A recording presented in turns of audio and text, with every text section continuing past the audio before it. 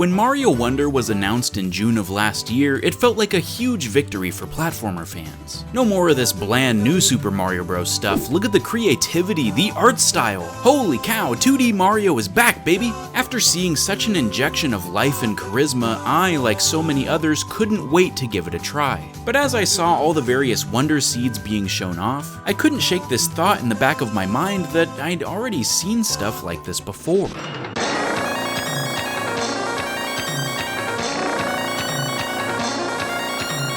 For about 5 years now, I've been diving deeper and deeper into Kaizo Mario ROM hacks, to the point that it's become a huge part of my gaming identity. I've always had a hunger for challenge, even all the way back to Super Meat Boy and I Wanna Be the Guy, but now in some ways it actually feels like a curse because I've been so spoiled by what ROM hacks have to offer that very few titles are able to scratch the same itch anymore.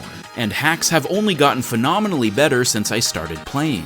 Not only have players naturally gotten better over the years, so the games are more finely tuned in terms of difficulty, but it seems like creators are much more interested in the aesthetic of their hacks as well, and making it look as gorgeous as possible. When you download a Kaizo hack today, it's almost become expected that it's trying to look like a new, complete game on the market, rather than simply rearranging Mario World assets to make some tricky jumps. And even more mind-boggling is that the limits of the Super Nintendo hardware are getting pushed further each and every year, from utilizing Mode 7 graphics to some things that I genuinely can't explain.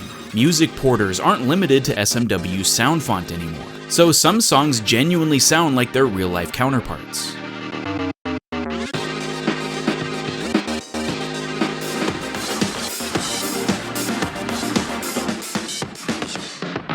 Talented artists have entered the community, so overworlds have become beautifully detailed, and tools have been developed to create eye-catching background art easier than ever. And of course, we're finding new ways to edit Mario's assembly code to create some insane enemy sprites and boss fights that are as customizable as possible. The last couple years have truly felt like a renaissance for the genre, and moving forward, it feels like the sky's the limit. But let's go back to Mario Wonder for a second. Surely a giant team of talented developers at Nintendo can make something even more impressive, right? If there was ever a title to challenge ROM hacks, it seemed to be this one. They've heard our cries for a more original title with wacky theming, so let's see what they cooked up. Now, to be fair, some of these Wonder Seeds are actually really cool. I especially liked the skating Koopas, Long Mario, and turning into a Goomba. But I wouldn't say all of them are winners, and a lot end up just being the same enemy but really big, or here's a lot of them. I was surprised looking back at my footage how few of the wonders I actually remembered. And in a weird twist of fate, some of the mechanics and power-ups resemble things that have already existed on SMW Central for years. The bubble power-up, for example, is almost a direct rip from ROM hacking. The presentation definitely is at the forefront of what makes Mario Wonder special, and I really don't want to take away from that. But it feels like Nintendo keeps holding itself back with other perplexing decisions. Search parties are definitely lame and kill any flow the game had, and lately it feels like they love throwing in tons of unskippable dialogue to really slow down the experience. I don't think there was anything wrong with games getting you into a level within seconds back in the 90s. The quicker and snappier a game is, the better in my book. Kaizo specifically utilizes a quick retry function, so the death animation hardly wastes any time at all. Badges were super intriguing when they were announced, but ultimately aren't very useful. I just stuck with the parachute cap unless a stage required another one. Actually, the badge stages were some of the most interesting because it made you switch up your playstyle. I wish more levels leaned harder into the badge's potential. And the bosses, other than the final Bowser fight, were all essentially a big letdown. Bowser Jr. turning the ground to ice, or literally not having a boss fight in a world was, let's just say it made me wonder, alright.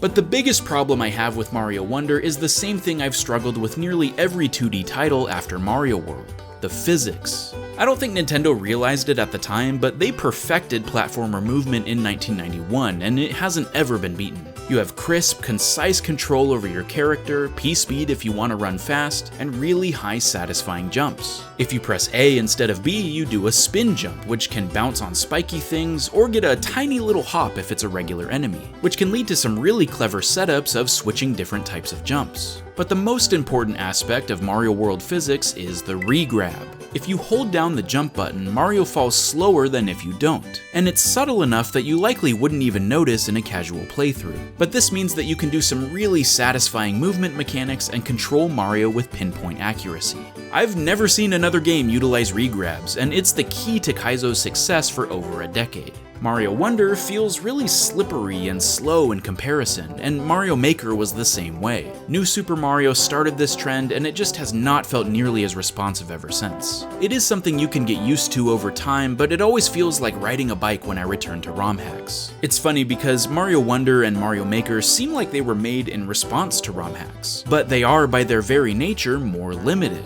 And I can't help but feel like Nintendo will never be able to catch up with the versatility in their own fanbase. For a perfect example of this, perhaps the culmination of what ROM hacks are capable of, look no further than Grand Poo World 3. Barbarous King, the creator of all three GPWs, is sort of looked at as the godfather of Kaizo. He's an incredibly talented level designer and always tries to make stages that are quite challenging, but not overly tight or tedious in their execution. Essentially, he puts fun first and iterates until something feels satisfying to play, never frustrating. Where most hacks can take around 6 to 9 months to create depending on the quality and length, Barb took nearly 4 years, and it clearly shows. The sense of flow in some of these stages is unparalleled, and like other hacks, it continues to push the genre forward by having an airship that lets you fly around the map and select whatever stages you want or find hidden secrets. Some levels are only accessible once you've cleared specific exits or unlocked certain power-ups, giving it a bit of Metroidvania flavor. It'll work your brain just as much as your reflexes. Riddles are scattered throughout the world to find secret exits and solve brain-busting puzzles. And he doesn't skimp on the art direction or finer details either. Grand Poo World 3 is the best-looking title in the trilogy. But perhaps where ROM hacks shine brightest is the areas that Nintendo would never touch. In this stage, when Mario dies, he can come back to life if he hits an Ankh tile. So he needs to purposefully kill himself and line up his death animation accordingly. And in the same level, when you chuck Yoshis into the lava, they turn into stone platforms. When you beat the grueling Tower of Fate, you face off against Bowser in an epic game of DDR. There is a stage in Grand Poo World 3 where Mario gets a gun, just a straight up gun, and needs to shoot bullets to propel himself forward or jump over obstacles, and it's just too good. There's a castle that's a full homage to VVV, and others that are inspired by Shovel Knight, Celeste, or even Sonic the Hedgehog, and music from countless other franchises. It feels like a celebration of all gaming, not shackled by one specific mascot. Things don't have to make sense if it's fun enough. You can stack a rotating platform on top of a bat because why not? And since it's more sadistic in nature, it doesn't have to shy away from cruel tactics or edgier concepts to get a laugh from the player. Hidden coin blocks are a Kaizo staple, but something that I really appreciate about them in modern hacks is that sometimes they don't even send you back to the start anymore. A well-designed troll likes to give you the feeling of being tricked, but without the hair-pulling of doing an entire section again. Or sometimes the best ones are when the player tricks themselves. Even the bosses seem to be going in opposite directions of Nintendo games. Dry Bones Bowser calling in airship strikes, and a charging Chuck that turns into an atom bomb if you don't kill him in time, are some of the most fun I've ever had with a hack. Every stage has a gimmick just like Mario Wonder, but they go to places Nintendo would never even consider, and they can sprinkle in little jokes for the community all throughout the experience. Grand Poo World 3 is one of numerous hacks that I can't recommend enough. I've already done videos on Invictus and Bun Bun World 2, but some of my other personal favorites include Riff World 2, Gamble, Akogari 2, and Luminescent. Now, real quick, I feel like I need to address the elephant in the room. No, not you. If you've never played Kaizo, you're probably thinking this is way too hard and there's no way you could get good enough to enjoy these games. I felt the same way when I first started out, and just like anything in life, if you have enough time and dedication, I'm here to tell you that you absolutely can. But the good news is that there are plenty of other hacks that are much easier and are still incredible experiences. A Plumber for All Seasons is not a Kaizo hack at all, but plays more like traditional Mario and is still one of the most breathtaking ROMs I've seen. Scary bosses and nice sprites is less about difficult tricks, and instead just wants to show off some unique enemy and boss encounters. This is an incredibly creative one. Jump and Jump Half get quite hard near the end, but the first several worlds are easy enough that anyone can pick them up, and they have some truly wacky scenarios for Mario to get through. There's also some hacks that are technically Kaizo, but classified as beginner or baby hacks, so you can dip your toes and learn how things work before diving into the deep end. Some of these that I recommend most are Learn to Kaizo, Baby Kaizo World, Quickie World 1 and 2, and Cute and Cuter Kaizo World. Nowadays, there are countless resources for players who are interested in trying out the genre, and smwcentral.net is the place to find anything and everything about how to get started. And last but not least, Mario World isn't the only modding community that's thriving. There are tons of others putting out clever fan-made content, and I recommend looking into some of your favorites if any of this interests you. The well is essentially bottomless, and it's extremely rewarding to enter a community of people who are just as passionate as you are.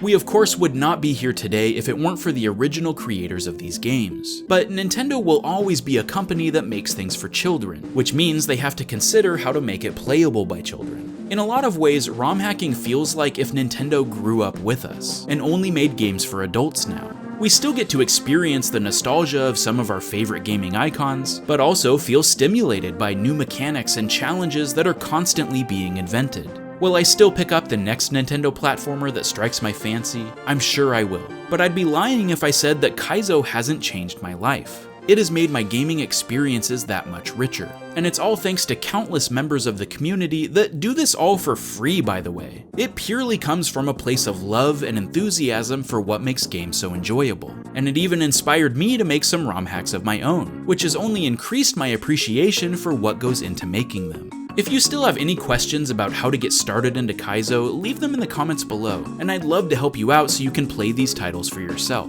And at the very least, there are a ton of SMW streamers that play Kaizo all the time. So if you enjoy watching this type of content but aren't able to play it, this is the next best thing, and always an entertaining alternative. Check out some of these Twitch channels to get a taste of what I'm talking about. You won't be disappointed. Thanks for watching, and I'll see you next time. Stay frosty, my friends.